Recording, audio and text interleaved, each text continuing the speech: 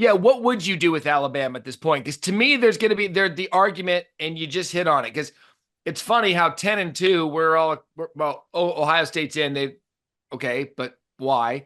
I'm not saying they shouldn't be, but then you can't use the same logic for them and be like, oh, Miami 10-2, they're out.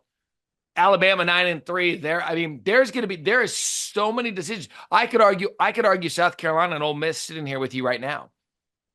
Yeah, I really don't. I mean, I was vacillating as I watched Clemson. That South Carolina belongs in, but then you start thinking about South Carolina's loss.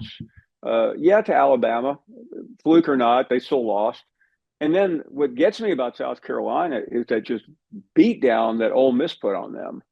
And I know it was weeks and weeks ago, but it's hard to square. And yeah, Matt, I don't have a good answer for you today. I mean, I'm gravitating a little bit back toward Alabama because I know they're capable of beating good teams, and Sure. I would rather put in a flawed team that can beat a good team like Georgia than just put somebody in because they have a win over the number 23 team in the country. So here's what we know. We know Iowa State and Arizona State are playing for the Big 12 championship. Go Devils. If you're a friend of the program here, the Matt Berry Show presented by Allstate, you know that story to me is near and dear because it's my alma mater. Stunning. So Arizona State, Iowa State, Big 12 championship.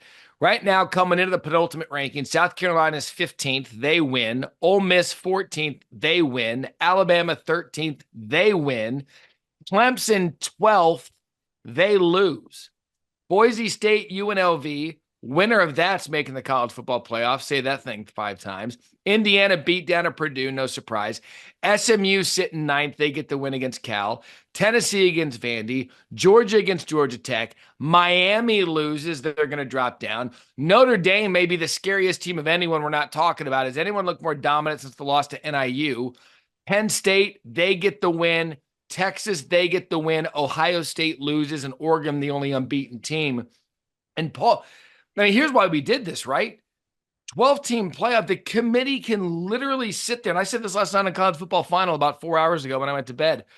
The committee should, Paul, sit there and be like, I don't give a damn. Like, you're playing better football than anyone right now. You're Right. in. You're out.